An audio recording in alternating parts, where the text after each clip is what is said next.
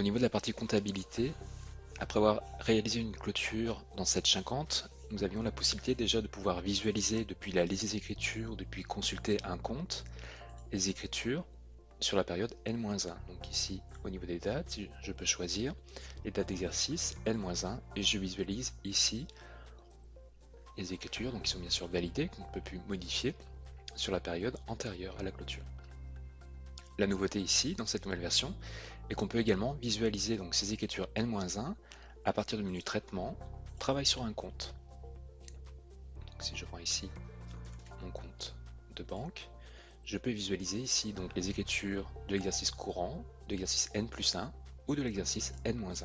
Dans le cadre de la loi antifraude à la TVA, tous les documents contenant des éléments provisoires comme les factures ou avoirs non validés, les documents comptables contenant des écritures au brouillard, portaient la mention provisoire en filigrane et en diagonale. À partir de la version 5.10, cette information est maintenant présente en en-tête du document. Donc par exemple sur une facture ici non validée, si je choisis le format A4, je fais l'aperçu, nous voyons ici donc la mention provisoire qui apparaît en dessous du numéro de la pièce. Même chose au niveau des états comptables. Donc si je prends par exemple un document comme le grand livre, aperçu, incluant donc les écritures au brouillard, j'ai également la mention provisoire qui apparaît uniquement en en-tête du document et non plus en diagonale, donc ce qui permet une meilleure lisibilité des informations.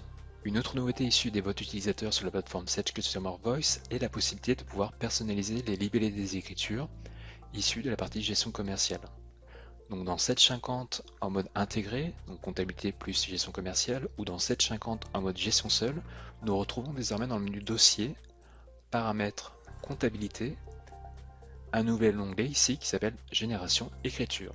Dans la partie inférieure, on retrouve ici des options qui étaient déjà existantes, mais dans la partie paramètres, donc elles ont été déplacées dans ce nouvel onglet, et au milieu on retrouve donc deux options liées aux pièces clients ou aux pièces fournisseurs, qui permettent donc de pouvoir modifier pour chaque type de pièce le libellé des écritures issues de ces pièces validées. Donc aussi bien pour les factures, avoirs, factures d'acompte et règlements. Donc je peux saisir soit du texte, soit faire appel aux différentes rubriques liées aux pièces commerciales. Je peux également insérer des caractères spéciaux comme des espaces, des traits d'union, etc. Dans la limite, ici comme ça est indiqué dans la fenêtre, de 50 caractères. Donc tout libellé supérieur à 50 caractères sera automatiquement tronqué lors de la génération des écritures. Et si je souhaite rétablir les valeurs par défaut liées à cette personnalisation, je peux cliquer ici en fin de ligne sur les boutons représentant une flèche. Pour rappel, depuis la version précédente de 750, au niveau de la partie comptabilité, il est possible d'importer un plan de compte personnalisé. L'amélioration qui a été apportée dans cette nouvelle version est liée au compte de TVA. Jusqu'à présent, si un compte importé n'avait pas un taux défini dans le fichier à importer, cela bloquait l'import de l'intégralité des comptes du fichier.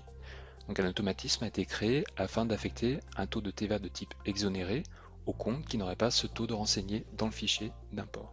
Donc dans le menu échange, si j'utilise la fonction importer un plan de compte, je sélectionne ici donc mon fichier de compte ayant uniquement les colonnes numéro de compte et libellé. Je clique sur ouvrir.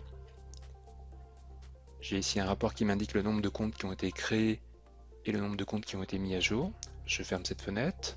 J'accède ensuite au menu liste plan de compte.